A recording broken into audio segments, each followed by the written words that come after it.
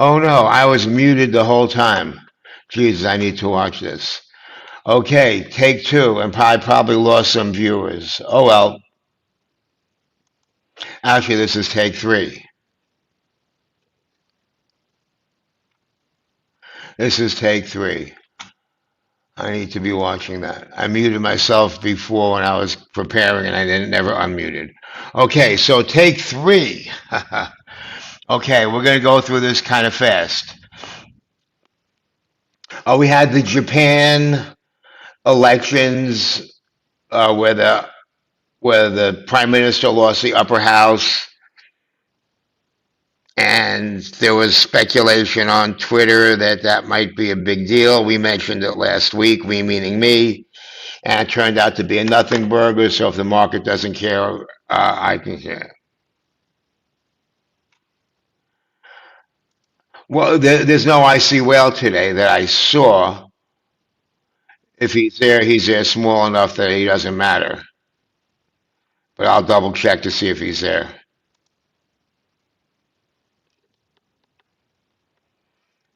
We'll double check when we pull it up.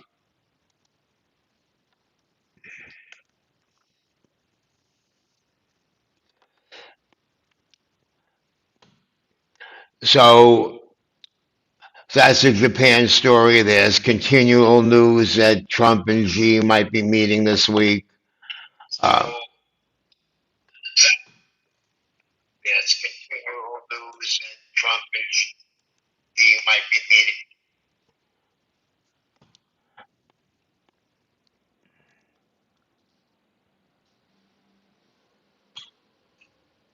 Okay, so yeah, we talked about that news.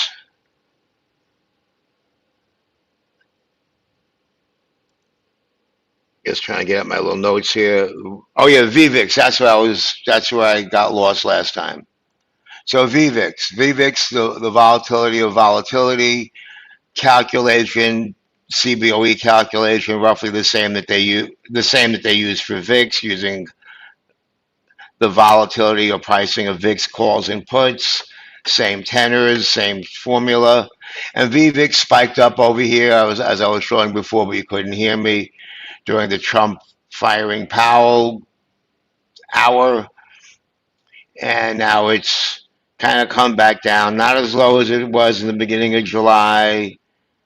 Round number, think 90-ish. If you just want to keep something in your mind, 95 is kind of 96 is the upper range of where we've been on kind of those downy days, and 90-ish is where we've been on the bullish days. So just kind of keep that in the back of your mind if you want. We had the VIX expiration.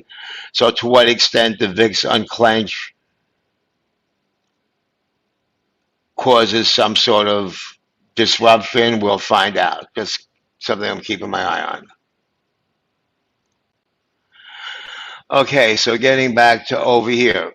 As far as news this week, we have Powell speaking on Tuesday. That's sort of the main event. We have Bowman speaking at 1 o'clock, but then we have like random stuff in terms of existing home sales, ECB rate decision, the usual jobless claims, global PMI, all that kind of stuff, durable goods. But clearly Powell's the main event, and everybody's waiting for the FOMC. We also have Google and uh, and Tesla this week, and I'm not sure if I mentioned it in my note or not, but people have mentioned, and I took a peek, and it's right. The straddle prices for big tech expected move are a little muted, and we talked about that in the subscriber only um, voice share thing last night. So that's something that we can keep an eye on. You may or may not hear about it.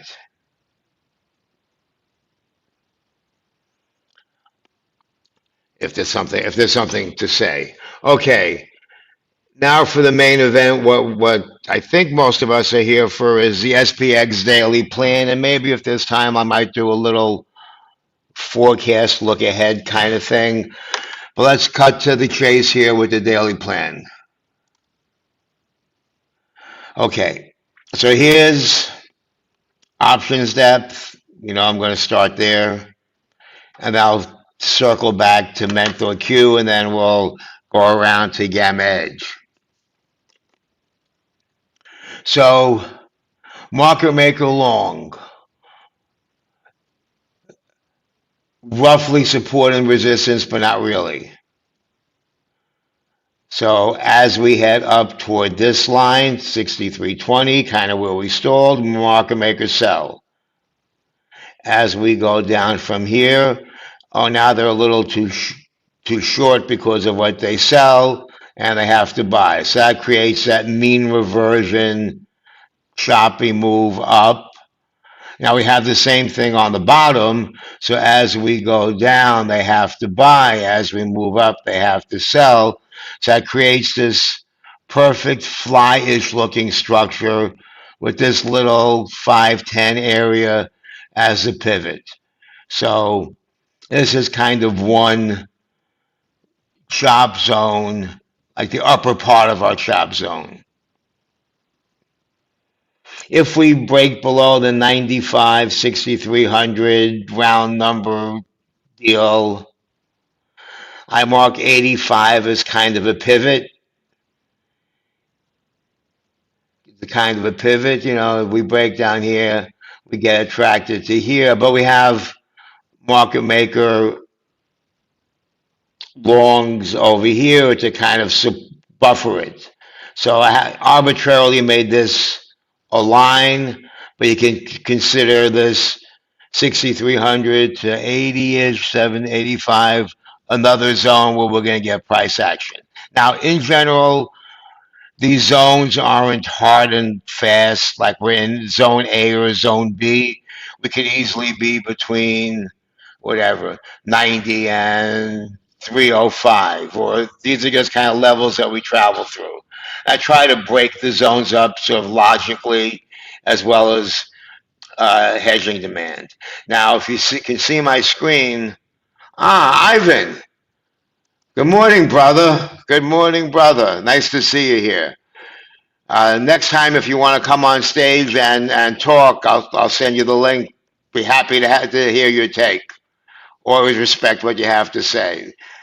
Folks, this guy's a beast. He's got a thing on Trade with Insight. I do a little stuff for them. They're good guys, great scalpers, great intraday scalps on, NVIDIA or whatever the hot stuff that's moving, usually buying like the Friday expiration and doing it. It's just a lot of work for me, so I don't do that. But once in a while for fun. But yeah, that's my boy Ivan. So getting back to this, so if we're below, this area here, this support here. Oh yeah, here's what I wanted to point out. See, I distracted myself. Look at these numbers. 62, 75s, 190 calls, 492 puts. So it makes a nice line on the chart, but absolute value, it's not a lot. This is what I mentioned in my note, I hope, that gamma is in general less than it was Friday, options expiration. For those of us that are, I imagine most of you that are listening are kind of somewhat in that world. And so, market makers, option exposure, calls, puts, long, short, whatever, a lot of crap evaporated. It's gone. Whatever was rolled, or however you want to conceptualize it, was done over the week or done Friday, out into August, out into September, whatever. But so the deltas are there, but the gamma exposure, what they're going to have to hedge immediately, which is a function of closeness, how close we are, those options are to our current price, and how close they are to expiration, there's just not as much as there was before. Oh, I'm going to put my boy Chewy on if he wants to say something. I put him on there. He's a bad hombre, that's all I'm going to say. Um, so if we break below this area here,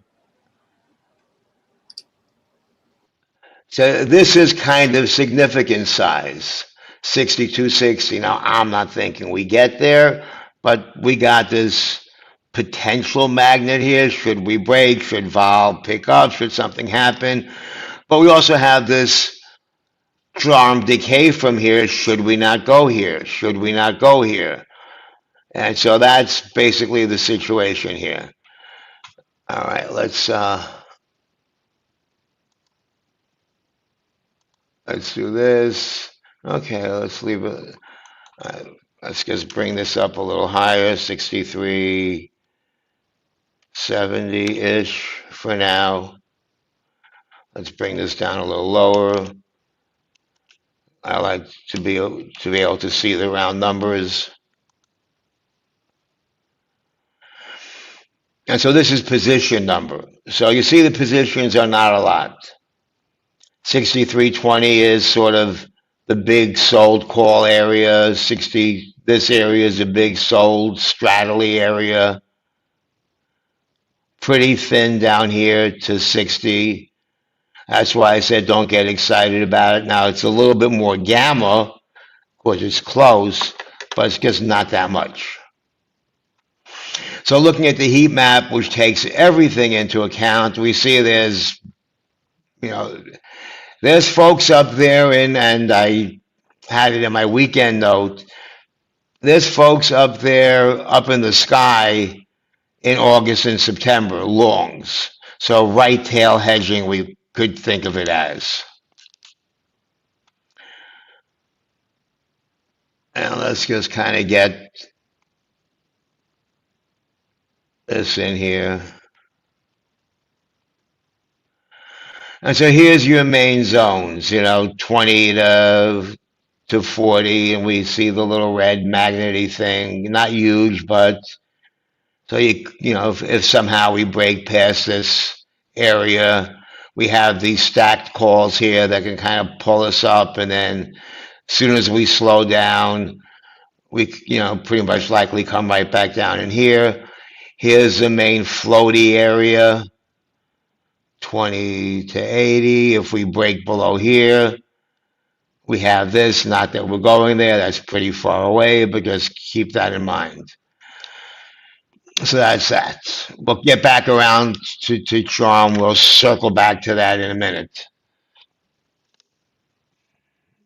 Okay, good. I'm doing my time management here is getting better. I'm doing a little less babbling.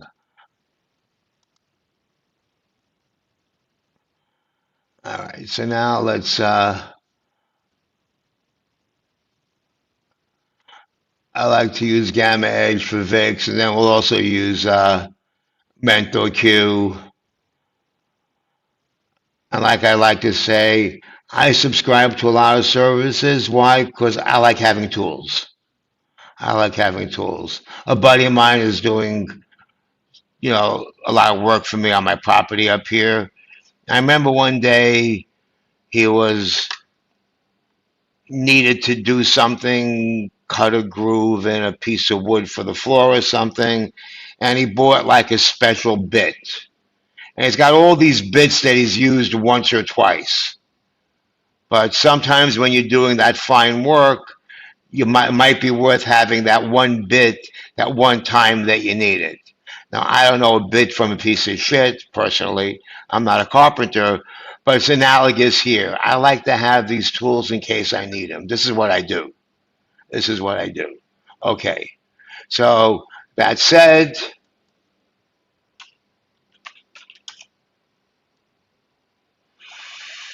here's what's going on in VIX, and the weeklies there's always very little stuff here, so nothing to even think about.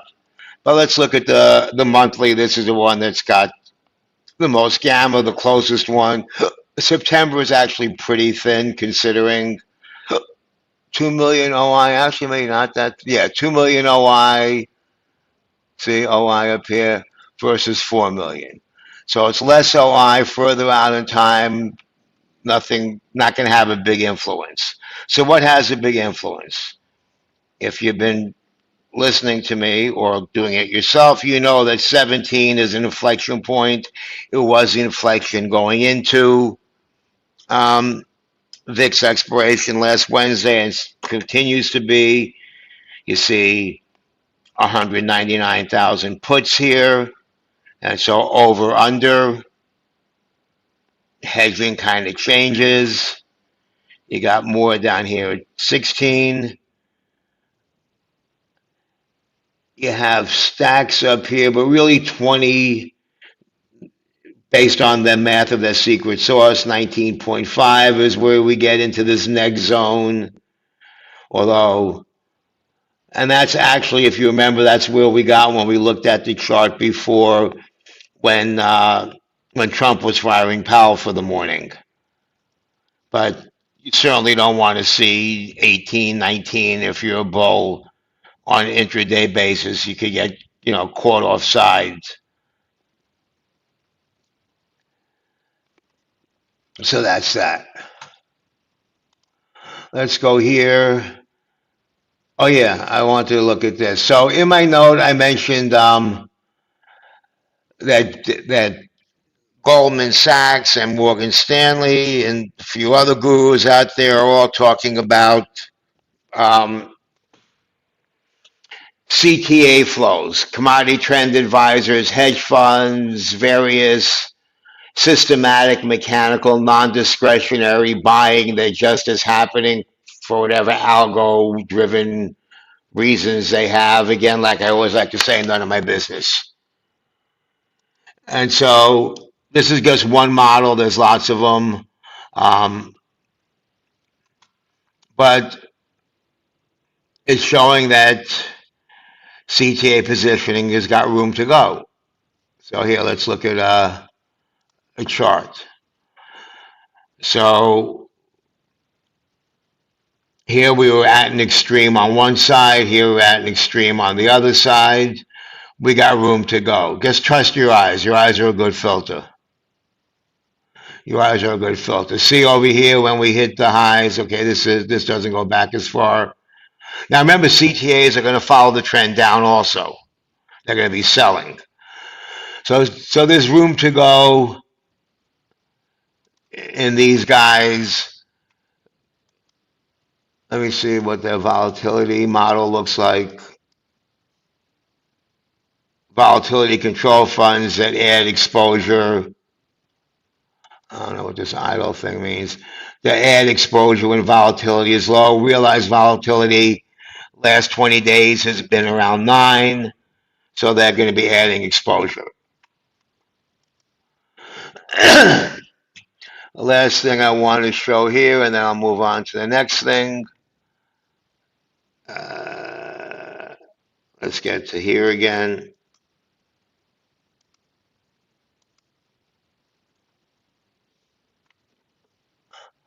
Now let's get to VIX. Speaking about VIX like we were before, do I have VIX here? Yeah.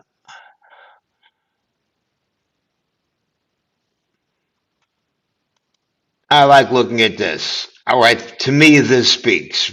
Remember back in the day when I didn't have all this easy gamma stuff, and I was a chain hunter. I looked in the chain caveman style and just kind of, well, you can see here's where all the puts are.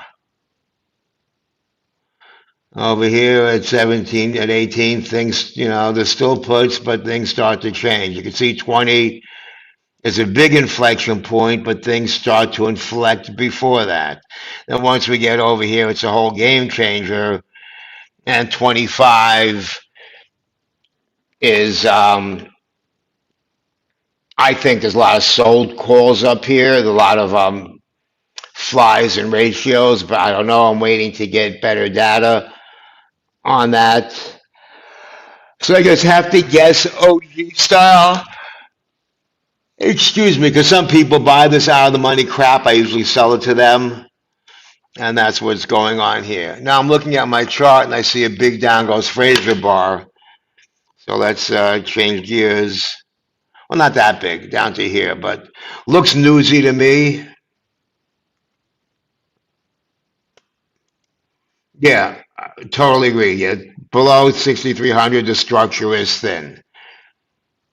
Yeah, and thanks for reaffirming what I was, seeing the same thing that kind of below there, like I said, the lines look good, but overall, there's not much.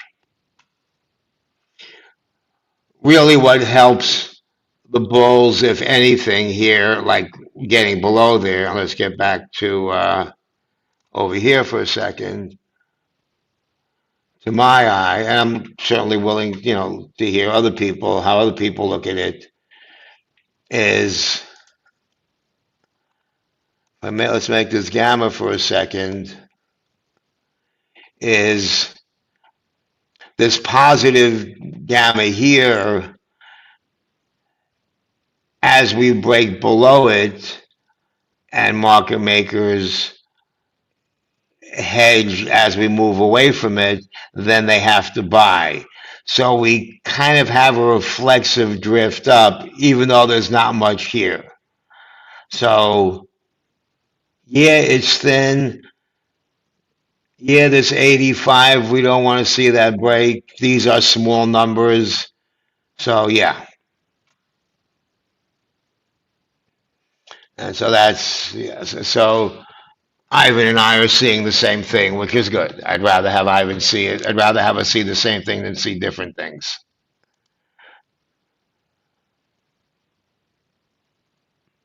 So Jason asked me if it's Gex. So this one is Gex, is Gamma, what I have on here now. And this is positions. So position numbers, studies show that most of these basically stay. So these are probably going to pretty much be here throughout the day. But from a gamma point of view, this stuff down here doesn't, well, this one has some gamma because it's 5,000. But some of this stuff down here or over here has very little gamma for now. But if we head in that direction or this direction, then the relative influence is going to increase. So that's why I like to look at both of them. Try to have that quantitative reading on what's going on.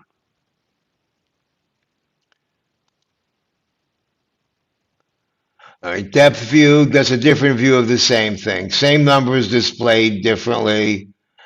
I like to look at market makers, position numbers. I was looking at this through the end of April to kind of get my road ahead.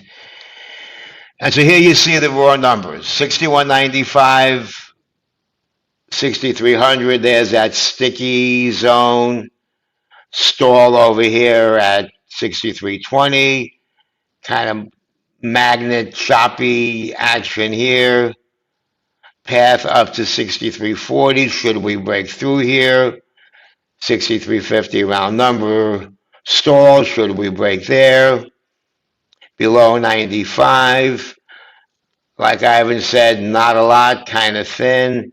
These are not huge numbers, 750, 684. These are not big numbers. So shit gets thin down to 2,000 here at 60 is a fair size number. We have a little bit of something right above the round number 50. So that's quick. Just another way to see it, whichever way works best for your brain, the way you process information. Now let's do an early pinball. And the pinball is just going to be those same levels, those same numbers, only now we're looking at the effect of decay, passage of time. Regardless of where we are, time will pass. Now, where we are in relation to these numbers will influence the decay, but just kind of broadly speaking, I like to give it a little room so you can just kind of see the zones a little better.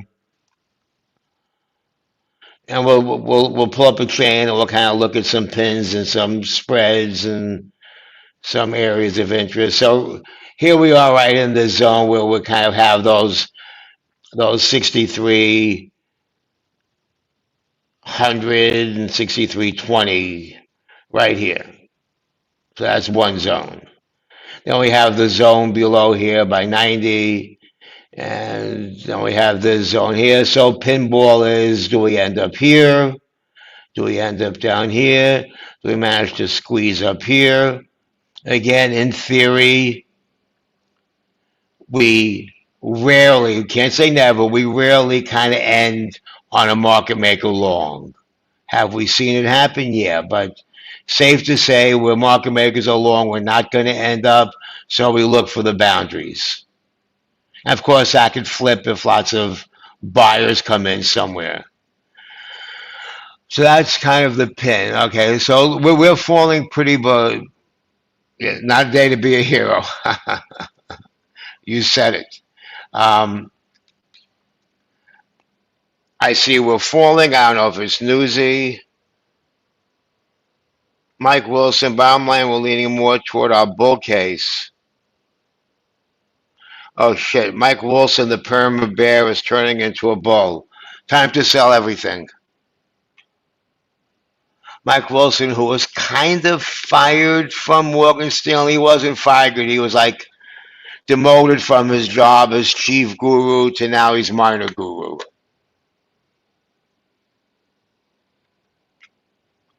So let's take a peek at where we are. Okay, let's do that, and then let's look at some spreads to maybe sell or some flies to play with. So let's first go to trading view.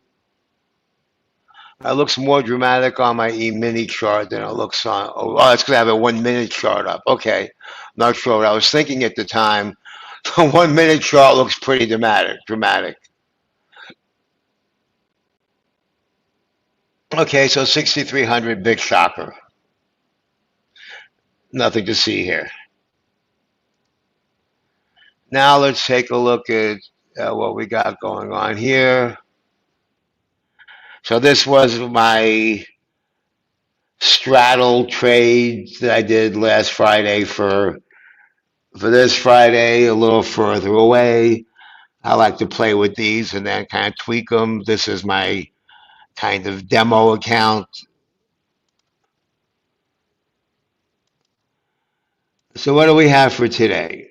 Well, we saw that 60. I'd like to be away from it, but I don't know that there's a. Oh, okay, that's. I wouldn't mind that. I would take that. Expected move 25-ish. We're at 6,300. That's double the expected move. So that's, in my sick brain, that's safe. The width doesn't scare me. I'd like to get above this 40. Doesn't look like there's juice here right now. It says 25 cents, but that's okay. I want 40 cents, and if I get it, I get it. If not, then I'll readjust later.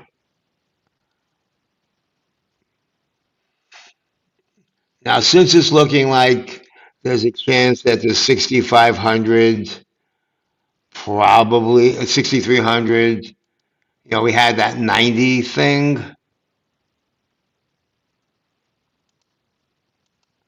I don't know, is there a cheap 10 wide over here?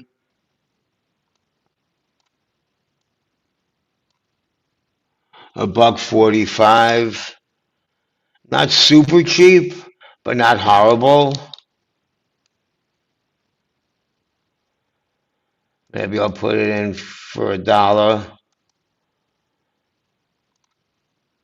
And let's just look at a cheapy put fly.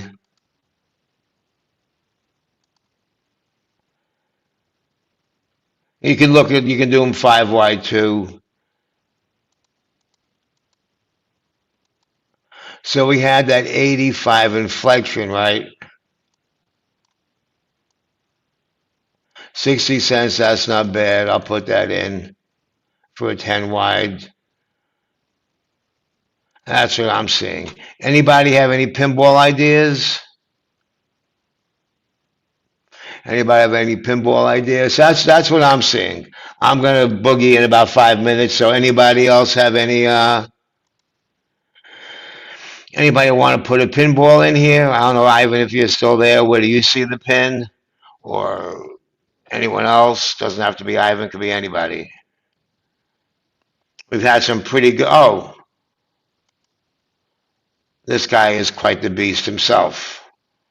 Don't let his Twitter fake buffoon joking presence fool you.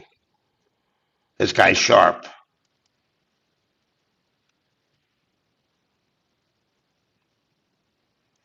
$97.5 makes sense. Makes sense. That puts us. That puts us right near the sticky. Right over here. 97.5. Call it 95. Whatever it is. Flat close. The easy fly just kind of centers around here. So maybe the fly might be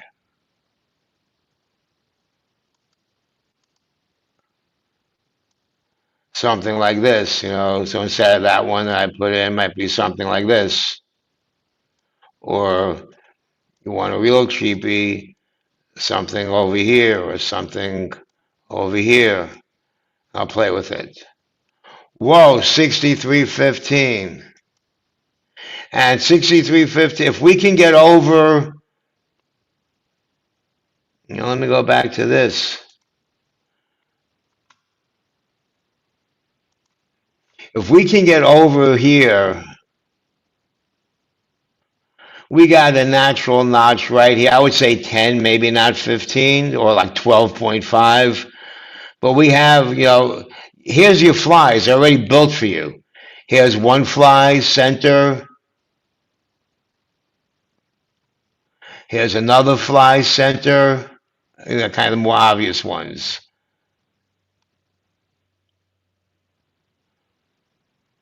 Here's your downside fly heading over here.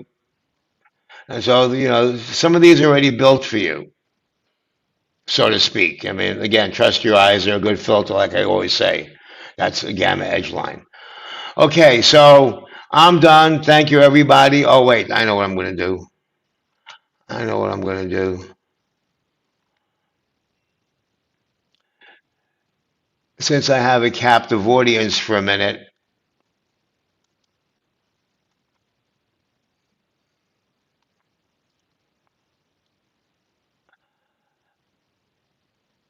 and most of you know, we'll be back for pinball at 3:30 probably.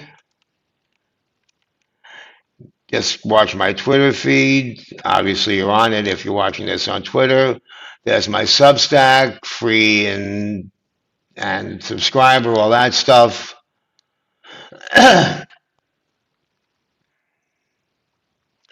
Let's put in my discount codes if I can find them. Like I said, I suck at this.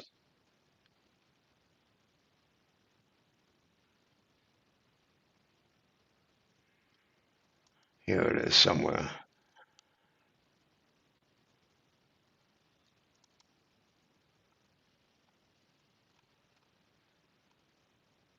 Where is it? Okay, here we go.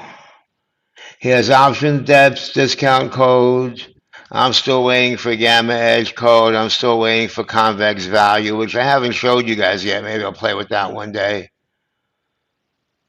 Here's mental Q discount link.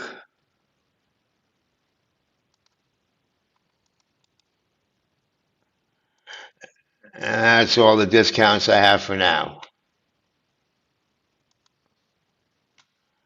Oh, maybe I can get a discount link from Trade with Insight. I don't know. I'm not sure. Probably. I'll reach out to John, I guess, is the guy that makes those decisions.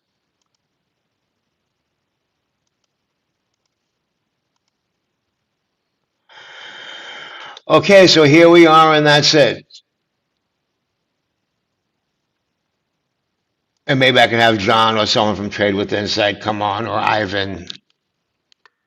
I like having special guests. You know what I mean? Kind of like the Joe Rogan show. Maybe we can do a podcast feature one of these days. Okay, ending stream. Take care, everybody. Watch my Twitter feed because you know I'm always babbling.